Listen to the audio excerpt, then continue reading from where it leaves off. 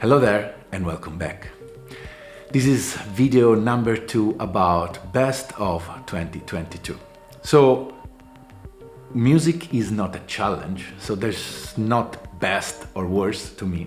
But I wanted to put together 5 of my favorite album of 2022. The album that not only I listened to most, but also inspired me, pushed me to research and do better music.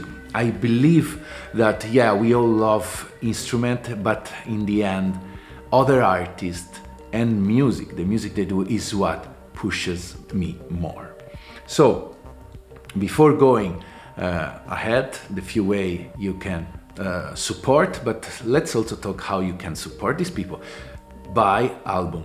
We all are artists, I create music too, and most of the time we talk about instrument, demos, but we produce music, so your support in buying album of artists you like, it's important. Just buying one album, it's thousands and thousands of listening on Spotify or other streaming platform. So if you like the music of these artists, please go buy their album, and then if you want to support me, buy my album, subscribe to my Patreon, affiliate link, you know the drill by now, and I don't want to push on that side today. So let's start. I cannot put music of these people, otherwise YouTube will block my video, so I will just put the cover of their album and talk a little about that. It's gonna be fast. So the first album is Out of Place Artifact Volume 2 by Rodhad and Vril. Besides being 2 of my all-time favorite artists, their collaboration was really amazing when they released the first volume of Out of Place Artifact. That is fun because if you use the acronym of it, it comes Opa, and I'm Oora. Same.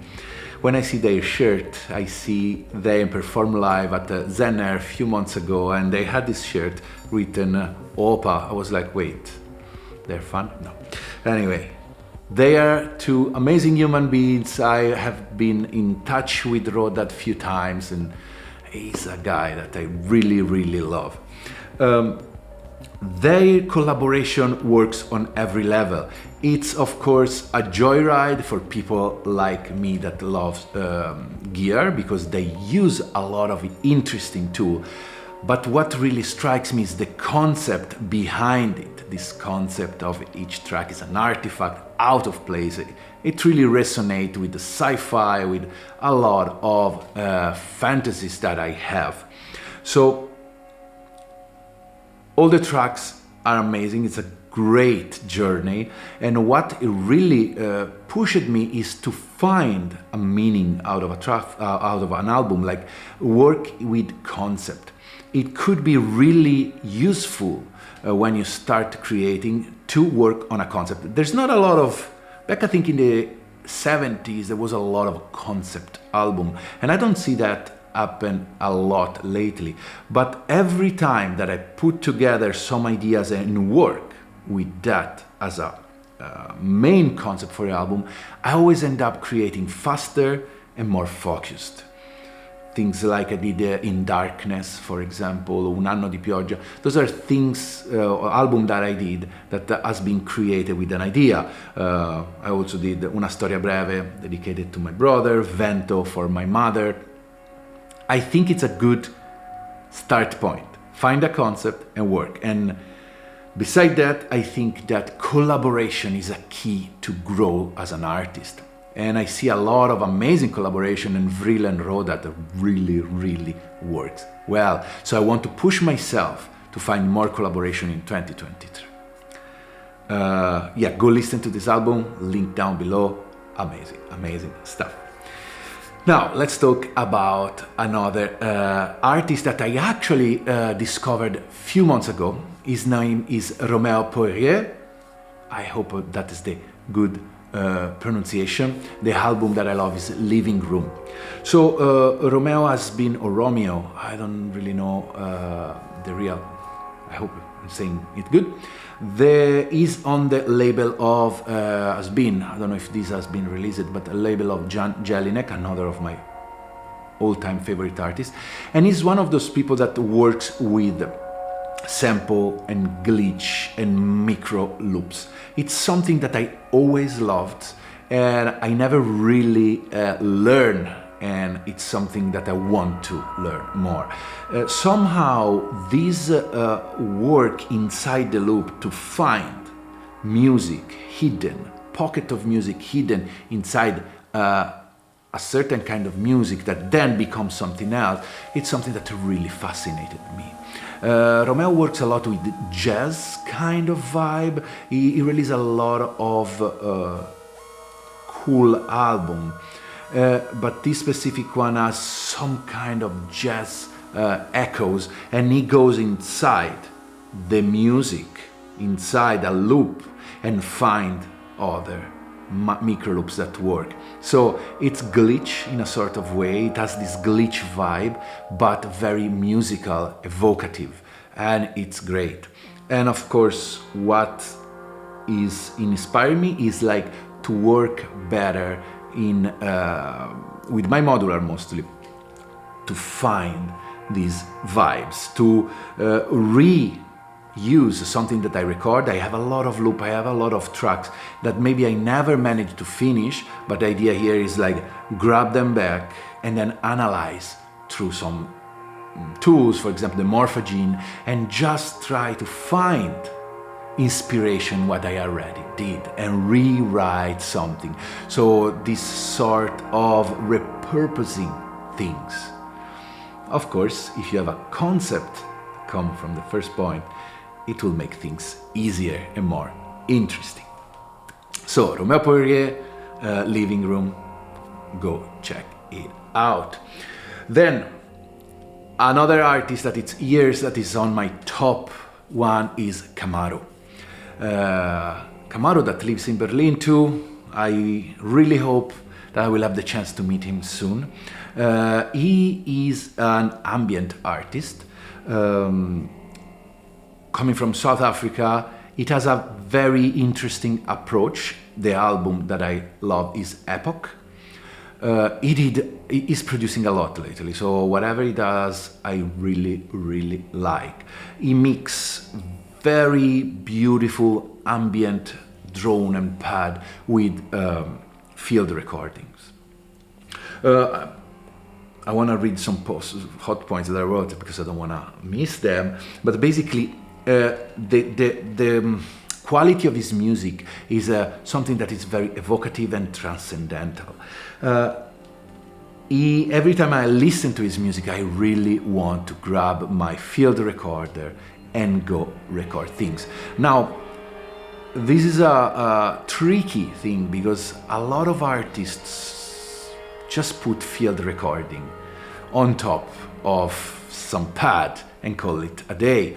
And I think that what makes a track like that successful, again, is the concept that lies behind. And with KMRU, there's always this synergy between the music part and the field recording part. Something that I want to learn more, and I had success with it with few tracks that I really love, but it's easy to fall in the idea that just placing some field recording make it a track, and it's not really like that. So go listen to KMRU. And now my fourth favorite artist of 2022 is Claire Rousay. Rousay. Sorry if my pronunciation is bad. His latest album, it's called Everything Perfect Is Already Here.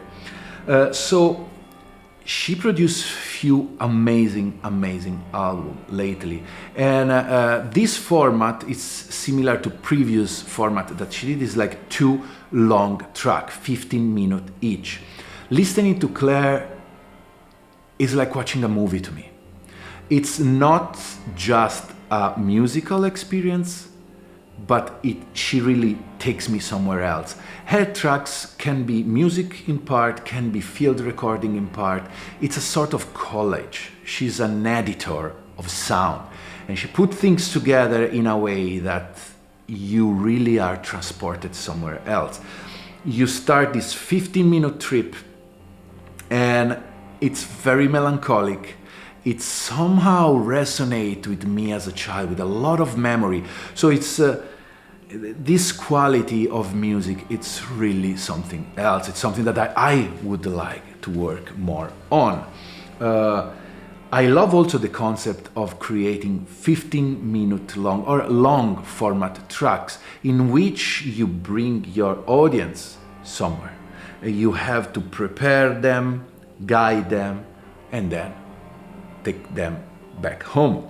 I feel that it's pretty complex because you have to have this capacity of editing, the directorial. Somehow it feels that Claire is not just a musician, but she's a director. And I love movies, I love cinematic quality, and every time I listen to her music, her heart, or whatever you want to call it, I'm blown away. So please go listen to her. And now, probably she is my favorite artist ever. I listen to her on a weekly basis at least, and Caterina Barbieri. With Spirit Exit she reached some peak in her emotional kind of music. She performed in Berlin a few months ago, and that was absolutely my favorite live show ever.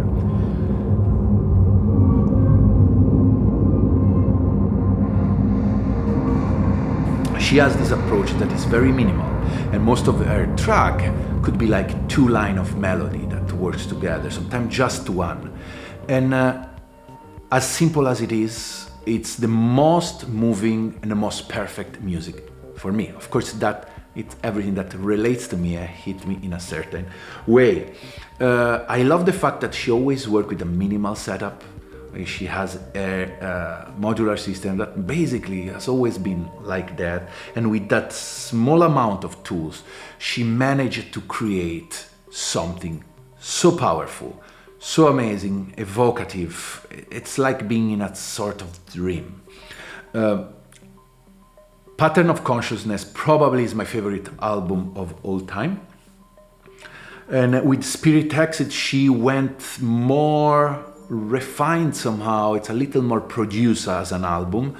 And the more I listen to that, the more I get shocked in a good way. It's always a beautiful journey. It's really emotional. It's one of the few artists that can move me if I get caught in a right moment and I listen to his music. I got almost get brought to tears, and that happened to the concert too. Me and my wife got like almost crying because it was so beautiful. So yeah, I'm pretty sure 99% of you guys know her already, but if you don't, please go listen to Caterina. Okay, that's about it. This was my favorite artist of 2022. There is so much more stuff, and this is not absolutely who is the best. It's just like I wanted to give my personal appreciation and my personal thanks to these people because they keep inspiring me. And in the moment where I feel nothing is working or my music is not good, I just listen to them, get inspired, and get back to the instrument to create. Thanks, and thank you guys for watching, and I'll see you, I guess, next year. Ciao.